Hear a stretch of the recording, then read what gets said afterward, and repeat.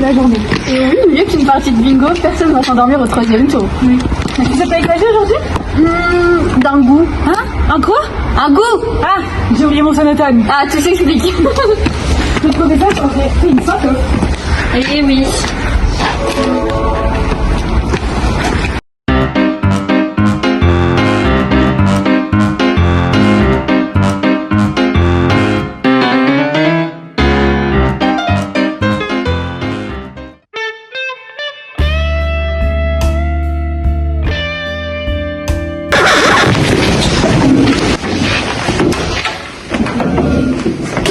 Cour d'appel de Paris. Appel d'un refus d'enregistrement de marque portant sur le goût de la coriandre. L'audience est ouverte. Je déteste la coriandre. Moi, j'adore ça. Ah ouais? Mais la première fois qu'on n'est pas d'accord, on t'entend d'amitié. Excuse-moi, t'oublies quand même la fois où tu m'as dit que Jérôme Combel était super sexy. Ah ouais. Madame la juge, une marque sert avant tout à identifier l'origine d'un produit. Pour cela, il faut qu'elle soit comprise par le public. Or, un goût n'est ni stable ni identique pour tous. Pour certains, la coriandre rappelle un vent frais sur les collines. Et pour d'autres, le chausson de grand-mère après un marathon de tricot. C'est pour ça que nous sommes réunis ici aujourd'hui. Nous demandons simplement à notre IA, que vous allez voir prochainement, de scanner, de quantifier. Je vous présente donc Pascal. Analyse gustative en cours. Profil identifié. Molécule dominante, aldéhyde. Taux de reproductibilité, 99,87%. Pour vous, Pascal, c'est quoi éclair? Pour moi, oui. Pour les humains, statistiquement, non. Suggestion de perception humaine. Savon vert, chaussettes humides, vent dans les buissons, odeur de chaussons oubliés sur le balcon, légère nostalgie de noix ratées. Niveau de confusion probable, 37,6%. Recommandation, boire un digestif pour calmer le palais. Non, Pascal, on est dans une cour d'appel ici.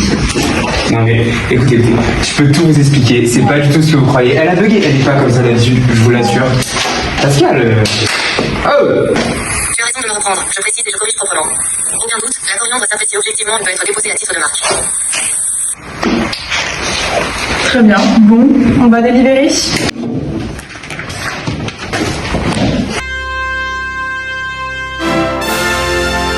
allons rendre notre décision.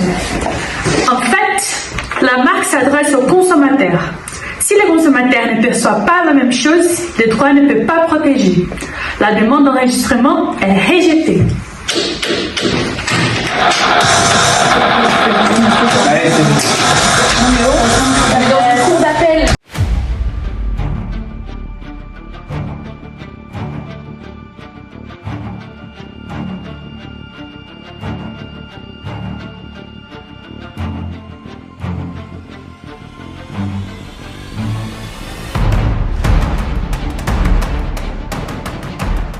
Alors, ce deuxième procès, c'est celui où on modifie les bébés.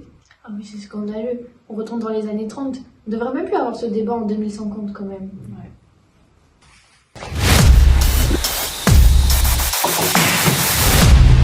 Mesdames, Messieurs, l'audience est ouverte.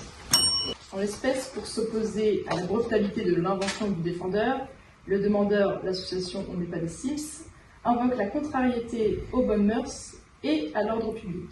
Il convient donc à présent d'écouter les arguments des deux parties. Maître Yatis. Alors ça va être très simple. Tout d'abord, il m'apparaît opportun de préciser que cette affaire n'est qu'une vaste blague, destinée à faire perdre à mon client énormément de temps et d'argent. Vous voyez bien que c'est ridicule.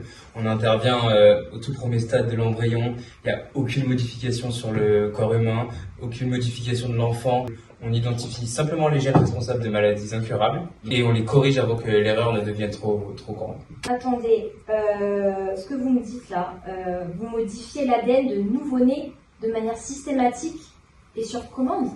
Non mais attendez, on vous propose une solution à un problème qui existe depuis la nuit des temps, depuis des millénaires, et vous la refusez? Vous vendez ce procédé à plus de 20 000 € par enfant et vous appelez ça de la charité? Tout à fait, et j'aimerais préciser quand même que ce même procédé permet de modifier également la taille, la couleur des yeux ou encore les capacités physiques d'un individu. Mais on n'est pas responsable des détournements que les gens font des inventions. Là, on a un enfant qui devient modulable comme un Lego finalement. Aujourd'hui, c'est les maladies et demain, ce sera quoi? La force, l'intelligence? on en vient quand même à très bas et cela nous rappelle un petit peu le meilleur des mondes d'Aldous Huxley. Nous allons donc écouter l'avis d'un éminent expert, M. Macrez, dont la compétence et le charisme ne sont que à prouver aux membres de cet auditoire. Merci Madame la Présidente. Techniquement, on ne fait que corriger une erreur qui est déjà présente dans l'ADN, comme on réparait une faute dans un texte.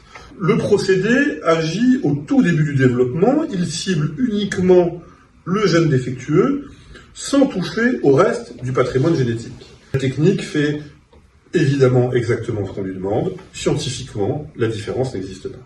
Donc selon vous, cette modification d'ADN constituerait-elle un procédé contraire aux bonnes mœurs et à l'ordre public?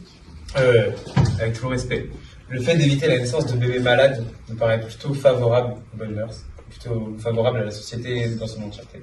On ferait simplement un cocktail parfait de gènes, de gin comme disent les Anglais, on ferait un petit gin tonic. Le procédé, il est entièrement fiable, reproductible, médicalement parfaitement maîtrisé. C'est donc bien une invention nouvelle, comportant une activité inventive, susceptible d'application industrielle.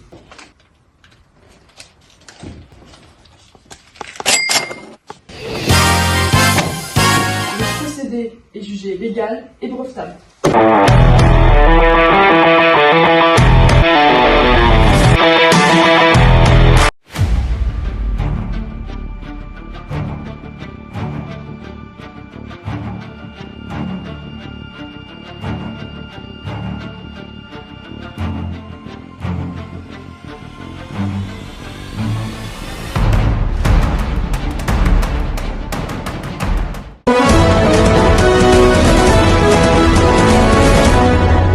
Mesdames et messieurs, le procès du siècle est sur le point de commencer juste ici, derrière ce magnifique bâtiment. Nous allons donc interviewer des gens au micro-trottoir. Vous le savez, l'opinion publique est capitale dans ce genre d'affaires. Elle veut nous aider et aider les juges à déterminer la sanction.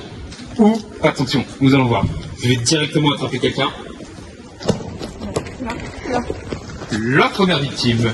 Que pensez-vous du fait que les Daft Punk sont morts, comme vous le savez, il y a plus de 70 ans, et nous leur rendons aujourd'hui leur droit de propriété intellectuelle? Alors moi je pense que les Daft Punk devraient avoir leur droit d'auteur. C'est des... J'adore cette fille. Merci de pas me couper la parole, Michel Polnareff. Donc je disais, les Daft Punk sont des pionniers de la French Touch, c'est l'honneur de la France. Pionniers de la French Touch, les convertants connus c'est en option. Coupé. Hop. Non, c'est fermé.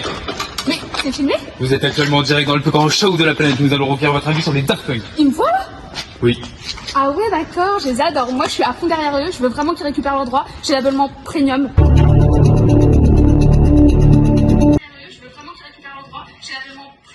Vous avez l'abonnement premium? Oui, votez.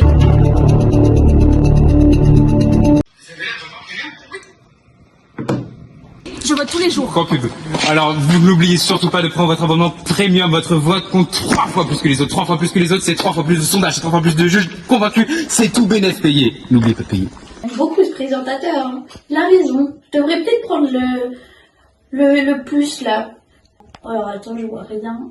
Ah, voilà. Ah, ça doit être ça dont tu parlais. Allez.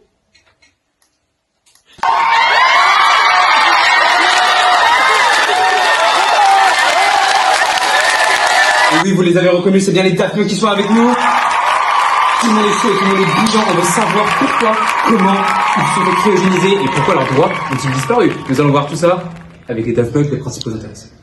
Merci John McWalker de nous accorder Mais de rien. Aujourd'hui, on est là pour dire qu'on a été cryogénisé en 2072. C'est pas nouveau. On a prévu de revenir. On est revenu. On veut nos droits. On veut que le juge Yelda le prenne en compte. On est l'incarnation de la French Touch, l'honneur de la France. Et pour vous remercier de votre soutien indéfectible, on a le plaisir de vous annoncer une nouvelle tournée post-cryo. Vous voulez faire vos votes premium, vous pouvez faire pencher la balance en leur faveur. N'hésitez pas.